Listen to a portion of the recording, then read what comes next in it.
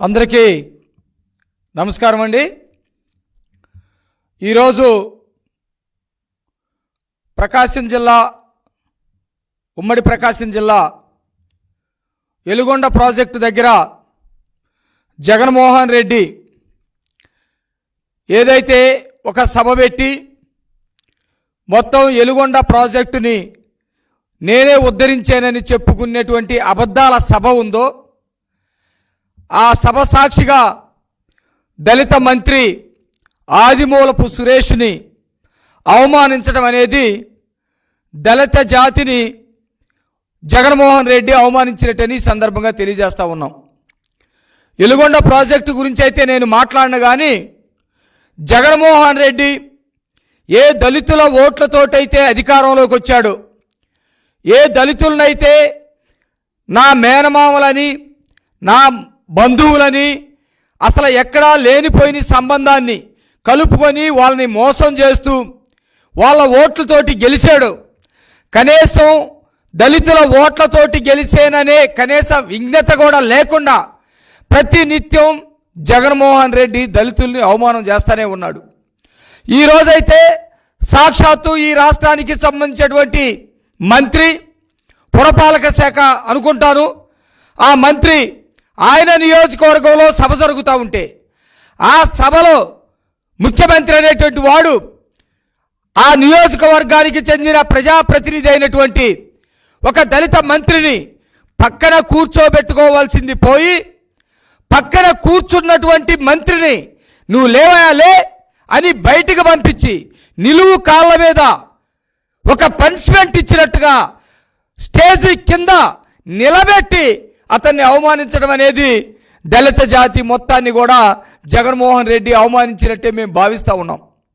చంద్రబాబు నాయుడు గారు దళితుల పట్ల ఎంత ప్రేమగా ఉన్నా, దళితులకి ఎన్ని సంక్షేమ పథకాలు అమలు చేసినా, దళితుల్ని ఆర్థికంగా ఎంత పైకి తీసుకొచ్చినా ఒక నీతి మాలిన సాక్షి పేపర్లో తప్పుడు రాతలు రాస్తూ ఒక అంశాన్ని పట్టుకొని అనని మాటలు అన్నట్టుగా పట్టుకొని వాటినే ఏలాడుతూ అబద్ధపు ప్రచారాలతోటి దళితుల్ని దూరం చేయాలని చంద్రబాబు నాయుడు గారికి కంకణం కట్టుకొని లేనిపోని ప్రేమలు ఒలకబోసి ఈ మాయగాడు జగన్మోహన్ రెడ్డి అధికారంలోకి వచ్చినటువంటి సంగతి నేను ఈ సందర్భంగా గుర్తు చేస్తా ఉన్నా.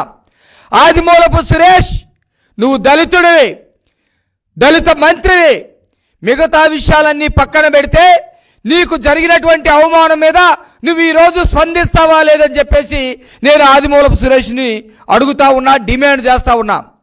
జగన్మోహన్ రెడ్డి ఆదిమూలపు సురేష్కి క్షమాపణ చెప్పాలి, లేదా ఆదిమూలపు సురేష్ జగన్మోహన్ రెడ్డి మీద నిరసన చేసి జరిగిన అవమానానికి రాజీనామా చేయాలని చెప్పేసి నేను డిమాండ్ చేస్తా ఉన్నా తెలుగుదేశం పార్టీ తరఫున. ఈరోజు దళితుల మీద జగన్మోహన్ రెడ్డి అధికారంలోకి వచ్చిన తర్వాత జరిగినటువంటి దాడులు, హత్యలు, అత్యాచారాలు ఇవి ఒకటి కాదు, రెండు కాదు, దాదాపు 500 సంఘటనలు జరిగినాయి. ఒక ప్రెస్ మీట్ దీని మీదే పెట్టొచ్చు. అయినా కూడా జగన్మోహన్ రెడ్డి మా దళితుల్ని అవమానం చేసినప్పుడు, జగన్మోహన్ రెడ్డి సంబంధించినటువంటి వ్యక్తులు మా ఆడపిల్లల్ని చేర్చినప్పుడు, లేకపోతే మా భూములు లాక్కున్నప్పుడు మేము ప్రతి సందర్భంలో కూడా జగన్మోహన్ రెడ్డి ప్రభుత్వం దృష్టికి తీసుకొస్తా ఉన్నాం.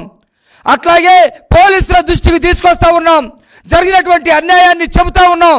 ఏ రోజు కూడా ఈ తొక్కలకు చాడిస్తూ జగన్మోహన్ రెడ్డి స్పందించినటువంటి పాపాన పోలేదు. సరే, అతనంటే అహంకారంతో ఉన్నాడు. ఒక పక్క కుల అహంకారం, ఓ పక్క పదవి అహంకారం నెత్తికెక్కి అసలుకే మానసికంగా సైకో కాబట్టి ఇన్ని అఘాయిత్యాలు చేశాడు అనుకుందాం. మీరేం చేశారు? ఇన్ని అఘాయిత్యాలు జరుగుతూ ఉన్నప్పుడు మంత్రులుగా మీరేం చేశారు? ఈ రాష్ట్రంలో ఉన్నటువంటి దళిత మహిళల మీద అత్యాచారాలు జరిగినప్పుడు ఇదే నాగార్జున కానీ, ఇదే ఆదిమూలపు సురేష్ కానీ, లేకపోతే ఇంకా దళిత ప్రజాప్రతినిధులు కానీ మాట్లాడి ఉంటే ఈరోజు నీ దాకా వచ్చేదని చెప్పేసి నేను అడుగుతా ఉన్నా. దళిత మేధావుల మీద, దళిత ఉద్యోగస్తుల మీద దాడులు జరిగినప్పుడు, హత్యలు జరిగినప్పుడు మీరు కనుక స్పందించి ఉంటే ఈరోజు ఎవరైతే సురేష్కి జరిగినటువంటి అవమానం ఉందో ఆ అవమానం జరిగేదని చెప్పేసి నేను అడుగుతా ఉన్నా. డాక్టర్ సుధాకర్ గారు దళితులకి సంబంధించినటువంటి ఒక డాక్టర్. డాక్టర్ అనిత గారు ఒక మేధావి తిరుపతి. డాక్టర్ అచ్చెన్న గారు కడప జిల్లాకి సంబంధించినటువంటి ఒక వెటర్నరీ డాక్టర్.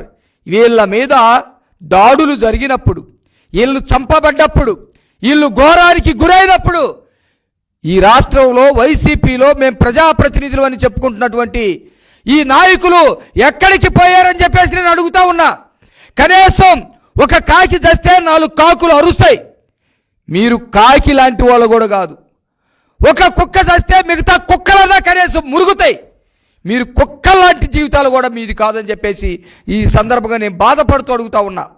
ఆదిమూలపు సురేష్కి జరిగినటువంటి అవమానాన్ని చూస్తూ ఉంటే ఒక దళితుడిగా నాకే ఆవేదనగా ఉంది. రాష్ట్రంలో ఉన్నటువంటి ప్రతి దళితుడు బాధకి గురవుతూ ఉన్నారు. కానీ నువ్వేం చేస్తూ ఉన్నావు ఆదిమూలపు సురేష్? నీకు గనక సిగ్గుంటే, నీకు గనక లజ్జుంటే, నీ నియోజకవర్గంలో చంద్రబాబు నాయుడు గారు కార్యక్రమానికి వస్తూ ఉంటే నీకెక్కడ సీటు పోయిద్దో, ఎక్కడ మంత్రి పదవి పోయిద్దో అని చెప్పేసి గుడ్డలు చించుకొని రంకెలేసావు కదా. ఇవాళ నువ్వు గుడ్డలు చించుకొని అవసరంలా. నీ ఒంటి మీద ఉన్న చొక్కా తీసి నిరసన వ్యక్తం చేయి జగన్మోహన్ రెడ్డి మీద. అయ్యా నేను మంత్రిని, ఈ రాష్ట్రానికి మంత్రిని, నేను దళితుడై ఉండొచ్చు, నేను మంత్రిని, నేను దళితుడై ఉండొచ్చు, ఈ నియోజకవర్గానికి సంబంధించి ప్రజాప్రతినిధిని. నువ్వు ట్రాన్స్ఫర్ చేస్తే చేసావు, నేనైతే ఈ నియోజకవర్గానికి ప్రజాప్రతినిధిని. నా నియోజకవర్గంలో మీటింగ్ జరుగుతూ ఉంటే, నా నియోజకవర్గంలో ముఖ్యమంత్రి వస్తే, నా నియోజకవర్గంలో చేసినటువంటి సభా వేదిక మీద నన్ను లేకుండా చేశారంటే మీరు ఎంత అహంకారం, ఎంత కులాహంకారం, ఎంత పదవి అహంకారంతో ఉన్నామని చెప్పేసి నిరసన వ్యక్తం చేయి. నీ నిరసనకి మేము కూడా మద్దతు ఇస్తాం. ఈరోజు తాడిపర్తి చంద్రశేఖర్ ప్రస్తుతానికి ఎర్రగొండపాలెనికి సంబంధించినటువంటి ఇన్ఛార్జి, అతను ఒక దళితుడే. అతను ఇంకా వెళ్ళలేదు ఆదిమూలపు సురేష్. కానీ ఇక్కడ మాత్రం మీరు ఆయన్ని పంపించినట్టుగా ఆదిమూలపు సురేష్ ఇక ఈ నియోజకవర్గంలో సంబంధం లేనట్టుగా వ్యవహరిస్తూ ఉన్నారు. మీరు వాళ్ళని లేపి ఎవరికి ఇచ్చారయ్యా సీట్లు? ఆదిమూలపు సురేష్ మంత్రిని లేపి, తాడిపర్తి చంద్రశేఖర్ దళితుడిని లేపి ఇన్ఛార్జిని కింద నిలబెట్టి, మోకాళ్ళ మీద నిలబెట్టి మీరు ఎవరికి ఇచ్చారు? సుబ్బారెడ్డికి ఇస్తారా? వైవి సుబ్బారెడ్డికి సీట్ ఇస్తారా? బూచేపల్లి వెంకయ్యరెడ్డికి సీట్ ఇస్తారా? ఇది దళితులందరికీ జరిగినటువంటి అవమానంగా మేము ఫీల్ అవుతూ ఉన్నాం. రాష్ట్రంలో వందల సంఖ్యలో జరిగినటువంటి అత్యాచారాల మీద కానీ, లేకపోతే హత్యల మీద కానీ మాట్లాడకపోవటం వల్లే ఈరోజు ఆ పాపం మీ దగ్గరకు వచ్చింది. జగన్మోహన్ రెడ్డి అహంకారం మీ దగ్గరకు వచ్చిందని చెప్పేసి నేను తెలియజేస్తా ఉన్నా. ఇదే జగన్మోహన్ రెడ్డి గతంలో తిరుపతిలో మీటింగ్ జరుగుతూ ఉంటే ఆ మీటింగ్లో నారాయణ స్వామి డిప్యూటీ సీఎం అని చెప్తాడు. అయ్యా డిప్యూటీ సీఎం అని చెప్తా ఉంటే అర్థం నీకు తెలుసా? కనీసం ఆ డిప్యూటీ సీఎంలు ఎంతమంది ఉన్నారో తెలుసా? ఈ నారాయణ స్వామిని నిలువుగాల మీద నిలబెట్టావు. సిగ్గు లేకుండా వాళ్ళకి అక్కడే బతుకుతూ ఉన్నారు. నేను అడుగుతా ఉన్నా, మంత్రి ఈశ్వరూప్ అమలాపురంలో డోక్రా మహిళలతో కూర్చున్నటువంటి ఆ రోజు మీటింగ్ జరుగుతూ ఉంటే మంత్రి ఈశ్వరూపుని మోకాళ్ళ మీద నిలబెట్టినటువంటి పరిస్థితి ఉంది. మోకాళ్ళ మీద నిలబెట్టావు. దళితులంటే నీకు ఎంత చులకన, దళిత ప్రజలంటే నీకు గౌరవం లేదు, దళిత ఉద్యోగస్తులంటే నీకు గౌరవం లేదు, దళిత మేధావులంటే నీకు గౌరవం లేదు. చివరికి నీ దొడ్లో పనిచేస్తున్నటువంటి ఈ పాలేరు గాలనన్న కనీసం నువ్వు పాలేరులాగా చూస్తూ ఉన్నటువంటి పరిస్థితి. మేమైతే మంత్రులు అనుకుంటా ఉన్నాం, నువ్వు మాత్రం పాలేరులాగా చూస్తూ ఉన్నావు. ఏంటి ఈ స్వరూప్ పరిస్థితి? ఏంటి ఈ ఆదిమూలపు సురేష్ పరిస్థితి అని చెప్పేసి మేము అడుగుతూ ఉన్నాం. ఈ విధంగా కనుక నువ్వు చేసుకుంటా వెళ్తే నీకు సరైనటువంటి సమాధానం చెప్పేటువంటి పరిస్థితి ఉంది. ఈరోజు ఆదిమూలపు సురేష్కి జరిగినటువంటి అవమానం విషయంలో జగన్మోహన్ రెడ్డి మొత్తం దళిత సమాజానికి క్షమాపణ చెప్పాలని చెప్పేసి మేము డిమాండ్ చేస్తూ ఉన్నాం. లేదా నువ్వు రా, ఈ రాష్ట్రంలో ఉన్నటువంటి అనేక మంది వైసీపీలో అవమానాలకు గురైనటువంటి వాళ్ళు, వైసీపీలో సరైనటువంటి స్థానం లేనటువంటి వాళ్ళు, కనీసం జగన్మోహన్ రెడ్డి ముఖం కనపడట్లేదని మాట్లాడినటువంటి వాళ్ళు ఈరోజు క్యూ కొడతా ఉన్నారు. నిన్న జయరాం మినిస్టర్గా ఉండి బయటకు వచ్చాడు. నాకు ఆత్మగౌరవం లేదు, జగన్మోహన్ రెడ్డి అవమానిస్తూ ఉన్నాడు, బీసీలంటే చులకనగా చూస్తూ ఉన్నాడు. నేను జగన్మోహన్ రెడ్డి తోటి ఇక ఉండను అని చెప్పి బయటకు వచ్చి రాజీనామా చేశాడు మగసిరిగా. నేను ఆదిమూలపు సురేష్ని అడుగుతా ఉన్నా, నీలో దళిత రక్తం ఏమైనా ప్రవహిస్తూ ఉందా? సీఎం చేత క్షమాపణ చెప్పించుకో.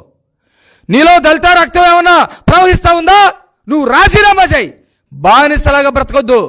బానిస బ్రతుకు దేనికి? నీకు తిండి లేదా?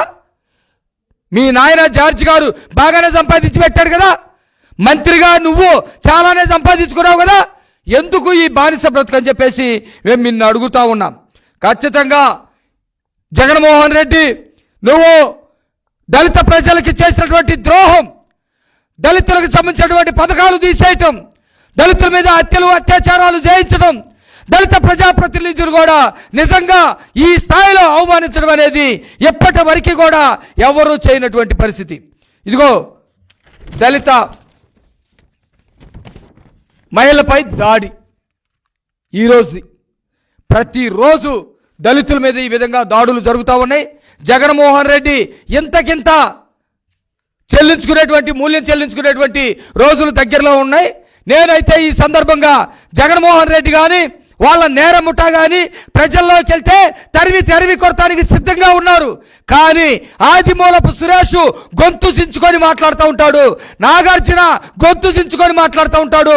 మీకు దగ్గరకు వచ్చింది దళిత ప్రజల నుంచి, దళిత ఉద్యోగస్తుల నుంచి, దళిత మహిళల నుంచి, దళిత మేధావుల నుంచి, చివరికి మీ దగ్గరికి ఈ అవమాన ప్రక్రియ మీ దాకా వచ్చింది. మీరు ధైర్యం ఉంటే, మీకు గనక నిజాయితీ ఉంటే, సిగ్గు లజ్జ ఉంటే రాజీనామా చేయండి, లేకపోతే జగన్మోహన్ రెడ్డిని మీరు క్షమాపణ కోరమని అడగండి. మేమైతే డిమాండ్ చేస్తూ ఉన్నాం. వాళ్ళు వైసీపీ నాయకులైనా సరే, ఎవరైనా సరే, దళితులకి జగన్మోహన్ రెడ్డి చేసినటువంటి అవమానం విషయంలో జగన్మోహన్ రెడ్డి క్షమాపణ చెప్పాలి, లేకపోతే వీళ్ళైనా అక్కడి నుంచి రాజీనామా చేసి బయటకు రావాలని చెప్పేసి ఈ సందర్భంగా నేను కోరుతా ఉన్నాను.